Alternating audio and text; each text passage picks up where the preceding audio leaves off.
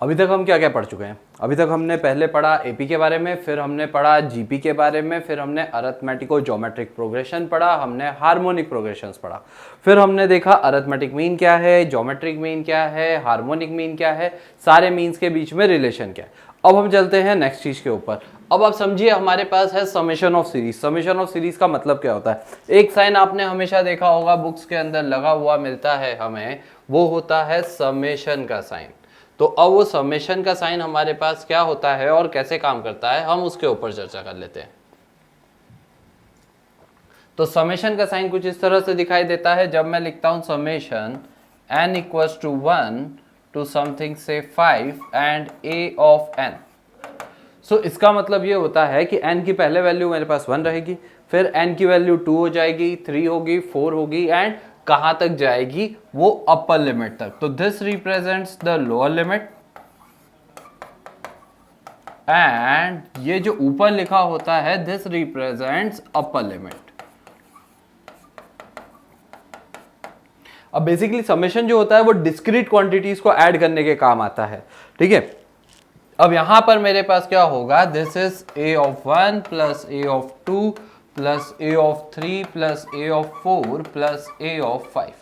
Similarly अगर आपके पास क्या होता, अगर ये n इक्वल्स टू 1 से लेकर तो किसी भी वैल्यू तक होता, जैसे कि 10 मानोगे, तो a1 a2 a3 इन सारी वैल्यूज को मैं ऐड करूंगा कहां तक? 10 तक।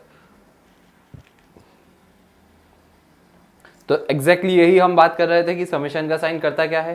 अब यहां पर आप ध्यान रखिएगा कि समेशन के अंदर आपके पास ये अगेन लोअर लिमिट है, ये अपर लिमिट है, और यहां पर वो वैल्यू है जो चेंज हो रही है। अब चलते हैं कुछ बेसिक प्रॉपर्टीज पे समेशन की। तो कुछ बेसिक प्रॉपर्टीज पे समेशन की जाएंगे तो सबसे पहली चीज, अगर हमने ऐसा लिखा है कि summation of 1 for n equals to 1 to n, ठीक है। आपके पास ऐसा भी हो सकता है, यहां पे कहीं पे लिखा होगा i की वैल्यू 1 से n तक है, k की वैल्यू 1 से n तक है, या n की वैल्यू 1 से n तक है। इसका मतलब मुझे क्या करना है? 1 plus 1 plus 1 plus so on up to n times करना है। So what this value will be? This value will be equals to n। So वैसे ही अब हमारे पास अगर यहाँ पर कोई भी एक कांस्टेंट k दे के रखा हुआ है, अब k जो है वो r के ऊपर डिपेंड नहीं कर रहा, मुझे बोला है कि r की वैल्यू है आपके पास 1 से लेकर तो n तक, एंड समीशन आपको करना है k का। तो this will represent k plus k so many times, how many times? n times. So n times में इसको ऐड करूंगा तो वो n times of k, that is n into k हो जाएगा। तो ये हमारी सबसे पहली प्रॉपर्टी है। सेकेंड प्रॉपर्टी है कि अगर मेरे पास कोई भी कांस्टेंट मल्टीप्लाइड है to the term which is a function of r, जैसे अगर हमने बोला कि मेरे पास है सर r इक्वल्स टू 1 से लेकर तो 5 तक k इंटू आर स्क्वायर, सो ये बनेगा क्या? ये ऐसा बनेगा, ये बनेगा k into 1 square plus k into 2 square plus k into 3 square plus k into 4 square plus k into 5 का स्क्वायर।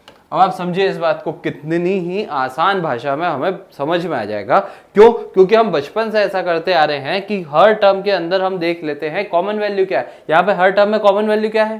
k है, तो मैं k को कॉमन निकाल सकता हूँ। k को कॉमन निकाल लूंगा तो बचेगा कितना? 1 square plus 2 square plus 3 square plus 4 square plus 5 का स्क्वायर।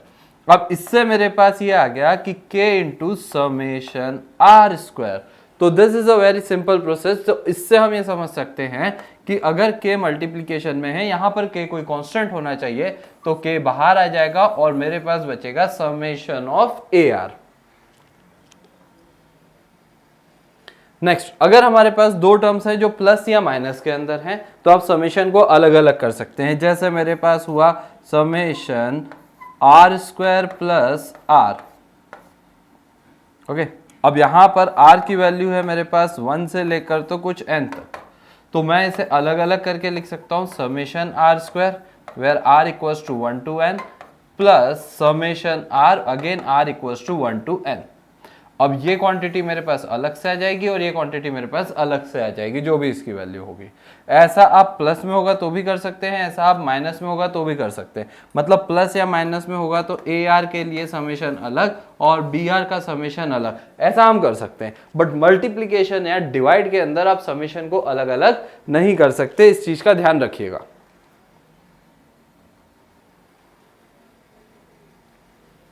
फिर हम चलते हैं कुछ समेशन ऑफ सीरीज के बेसिक कॉन्सेप्ट्स पे। जैसे सबसे पहला है sum of the powers of natural number. इसके अंदर आपके पास क्या होता है, sum of the first n natural numbers. Sum of the first n natural numbers means 1 + 2 + 3 + 4 + so on up to n। These are the first n natural numbers और इनके values को मैं इस तरह से summation r where r equals to 1 to n ऐसा भी लिख सकता हूँ। अब इसमें r की वैल्यू पहले 1 होगी, देन प्लस का साइन, देन 2 होगी, देन प्लस का साइन, देन 3 होगी और सो ऑन चलता जाएगा। कहां तक, जो अपर लिमिट लिखी है। कितनी लिखी है अपर लिमिट बच्चों, वो लिखी है n। अरे बहुत ही सुंदर चीज हो गई ये तो। और इसकी वैल्यू अगर आप देखेंगे तो इसकी वैल्यू आती है n+1/2। अब आप पूछेंगे सर कैसे आती है, तो बेटा सिंपल सी एपी दिख रही है आपको कि नहीं दिख रही। अरे ये एक अरिथमेटिक प्रोग्रेशन है जिसका फर्स्ट टर्म 1 है और कॉमन डिफरेंस भी 1 है। तो हमारे पास एपी के सम का फॉर्मूला कितने हैं, 2। पहला number of terms divided by 2, bracket के अंदर 2 × first term plus number of terms -1 × common difference. बिल्कुल जो हम बचपन में पढ़ते आ रहे थे, n/2 2a + n-1 × d। अब आप बोलेंगे कि सर इसी फॉर्मूले को आपने इतना एक्सपांडेड क्यों बोला, क्या होता है, हमारी एक आदत बन जाती है कि मैं जैसे ही किसी भी सीक्वेंस के अंदर n देखता हूं तो मुझे ऐसा लग जाता है नंबर ऑफ टर्म्स n होंगे, पर वहां चेक कर लेना कहीं नंबर ऑफ टर्म्स n-1 या n+1 तो नहीं, तो वो चीज हम चेक करते हुए चलेंगे। तो इसी को फॉर्मूले को लगा देंगे तो हमारे पास ये आ जाएगा। इसी तरह से अगर आप 1² + 2² + 3² plus so on up to n² की वैल्यू देखेंगे, वो भी आप डिराइव कर सकते हैं। वो आती है आपके पास n+1 × 2n+1 divided by 6। This is called the sum of the squares of first n natural numbers. पहले के n नेचुरल नंबर्स का हमने स्क्वायर कर दिया और देन उनका सम कर दिया।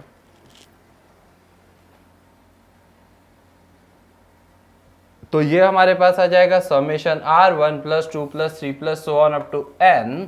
तो ये हमारे पास आ रहा है समेशन r की पावर 1 = n+1 डिवाइडेड बाय 2। फिर sum of the squares of first n natural numbers, वही 1² + 2² + 3² up to so on up to n², जिसकी वैल्यू हमारे पास समेशन r² वो होता है n+1 2n+1 डिवाइडेड बाय 6। और sum of the cubes of the first n natural numbers, ये क्या रिप्रेजेंट करेगा, ये रिप्रेजेंट करेगा 1³ + 2³ + 3³ so on up to n³। इसका सम जब आप निकालते हैं तो आपके पास आता है n² × n+1² by 4। क्या इसे हम ऐसा भी बोल सकते हैं n × n+1 by 2 का होल स्क्वायर। और ये वैल्यू कितनी थी, ये था हमारे पास summation of sum of first n natural numbers, summation r। तो हम ऐसा भी बोल सकते हैं कि समेशन r³ = समेशन r का होल स्क्वायर। जब नंबर्स सेम होंगे 1 से लेकर n तक ही होंगे। नोट कर लो भाई, नोट कर लो, बहुत जरूरी है, ग्रंथों में भी लिखा है ये तो। एक क्वेश्चन करते हैं हम। अब हमें बोला है find the sum of the n terms of the sequence whose nth term is given by this. अब यहाँ आप समझिए, यहाँ पर nth टर्म की वैल्यू कितनी है, यहाँ पर nth टर्म है n+1 × n+4। अब आप समझो इस बात को कि हमारे पास जो nth टर्म है वो तो देके रखा है, तो हमें क्या निकालना है, सम ऑफ n टर्म्स। अब आपने बोला कि sir sum of n terms निकालने के लिए तो बड़ा ही आसान काम है, हमें समेशन an करना है, क्योंकि समेशन an का मतलब ही यही होता है n टर्म्स का सम। n टर्म्स का सम मतलब कि that is a1 + a2 + a3 + so on up to an। अब इसको करने के लिए मुझे क्या करना है, मुझे सम ऑफ n टर्म्स निकालना है। तो समेशन an और an की वैल्यू तो मुझे गिवन है, तो वो वैल्यू मैंने यहां रख दी, वो होगी n+1 × n+4। अब क्या मैं समेशन को मल्टीप्लीकेशन में अलग अलग कर सकता हूं? कर सकता हूं, बिल्कुल कर सकते हो आप ऐसा, बट ऐसा करना गलत होगा, आपका आंसर सही नहीं आएगा, तो मत करो ऐसा, है ना। जो सही है उस तरीके को कर लो। वो तरीका क्या है? समेशन की प्रॉपर्टी हमें पता थी कि प्लस में होगा या माइनस में होगा, तो अलग अलग कर सकते। तो पहले अपन इन सबको मल्टीप्लाई कर देते हैं। इन दोनों को मल्टीप्लाई करेंगे तो n square plus 5n plus 4 आएगा। बाहर वाला n भी मल्टीप्लाई कर देंगे तो ये summation n cube plus 5n square plus 4n हो जाएगा। अब यहां मैं देख लेता हूं कि मैं क्या कर सकता हूं।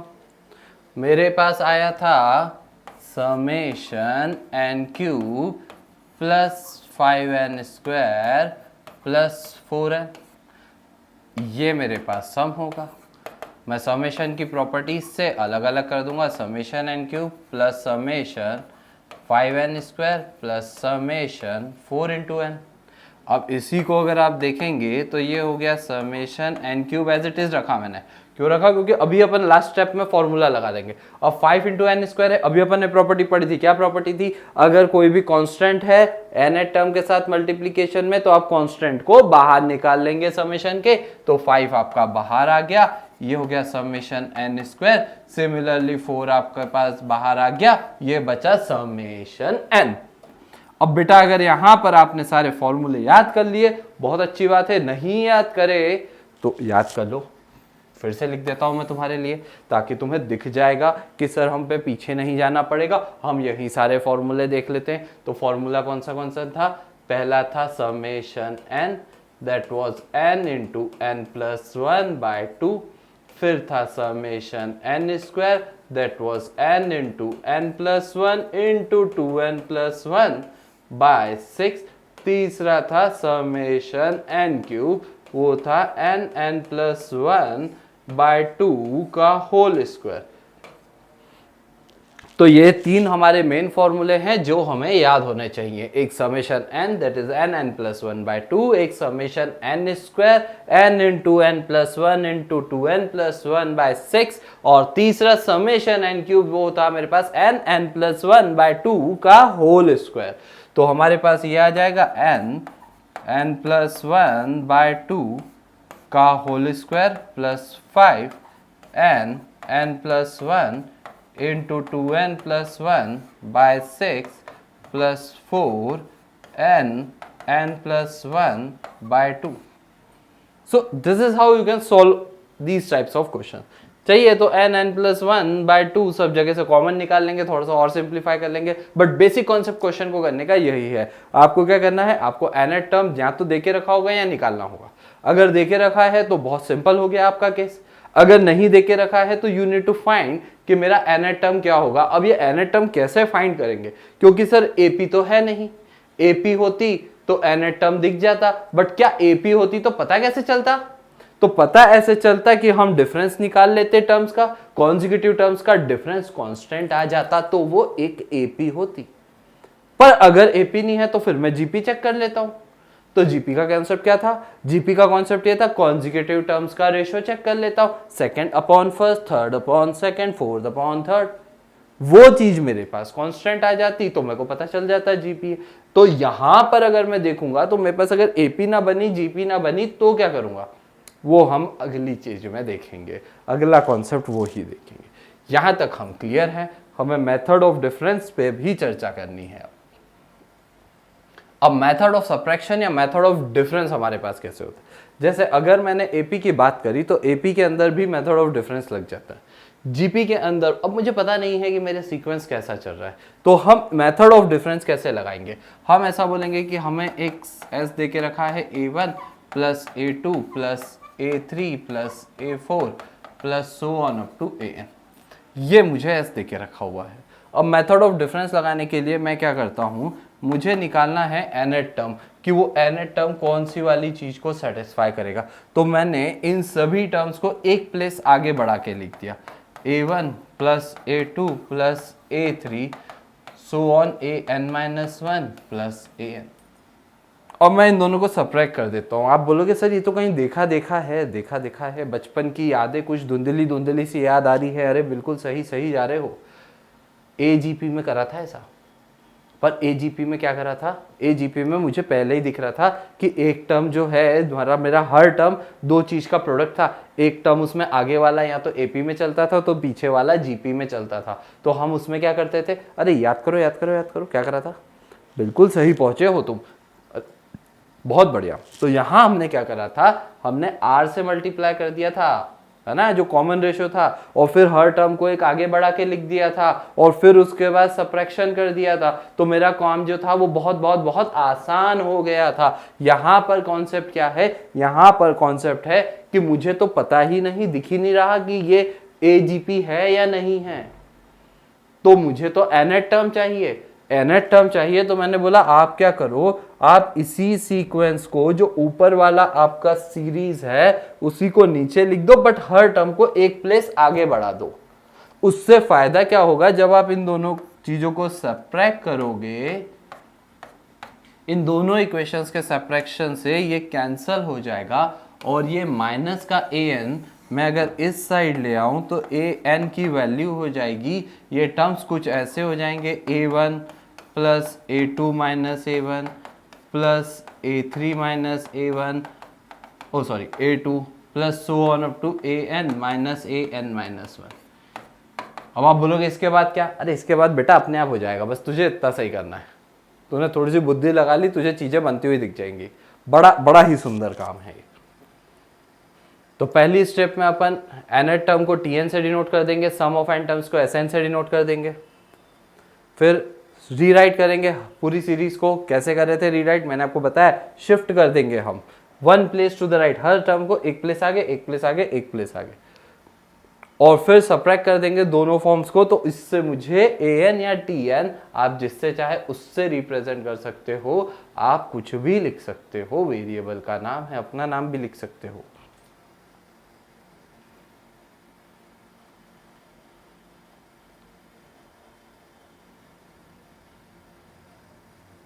अब हमारे पास ये भी है कि ये AP है या GP है, तो उसका nth टर्म भी अपन ऑब्टेन कर सकते हैं।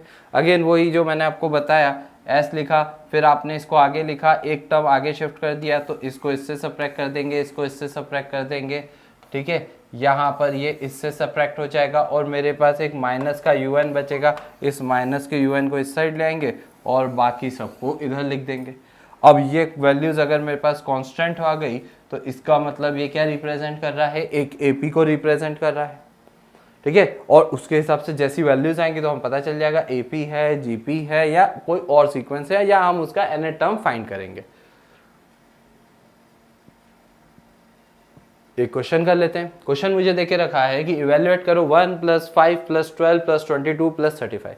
देखो दो तरीके, एक जो मैंने आपको बताया उसके अंदर से हम करेंगे, ठीक है। सबसे पहले अपन मेथड लगाते हैं, वही मैंने बोला कि Sn हो जाएगा 1 + 5 + 12 + 22 + 35 so on up to nth term an। अब यहाँ मुझे nth टर्म दिया नहीं है, मैं डिफरेंस निकाल के देख लेता हूँ। 5 - 1 4 आ गया, 12 - 5 7, अरे यार 7 आ गया ना, AP तो नहीं है। GP चेक कर ले, GP चेक कर लेते हैं भाई साहब।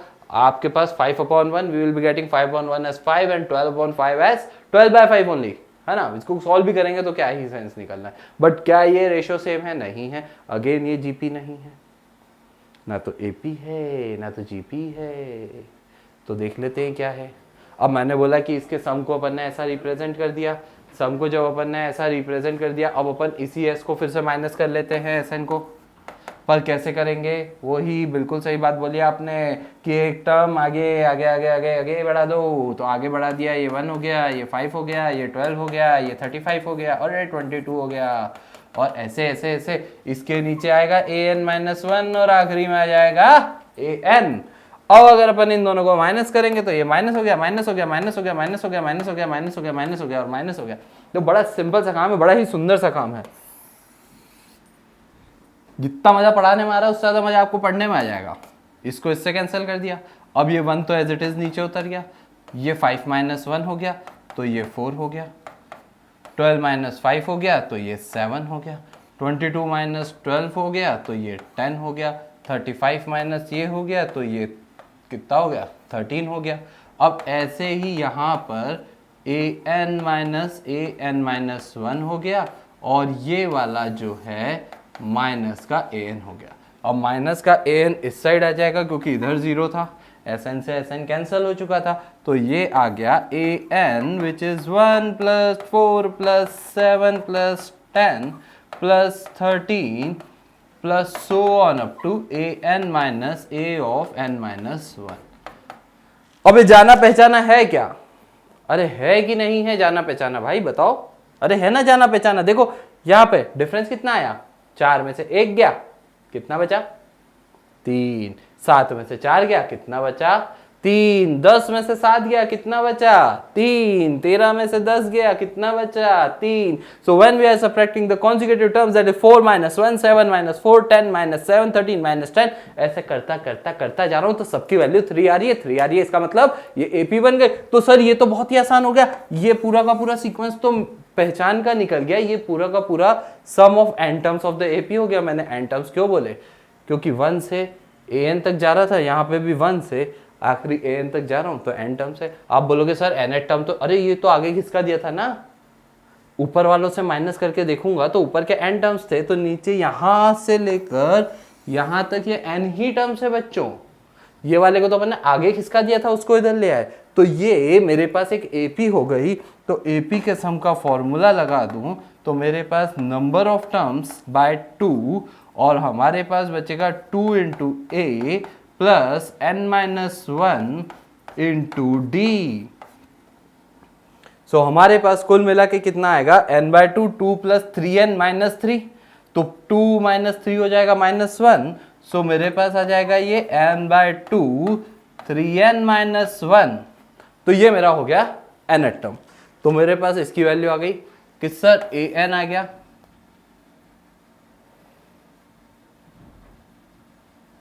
कितना था यार n, आ जाए यार, n/2 3n - 1, तो an आ गया n/2 3n - 1।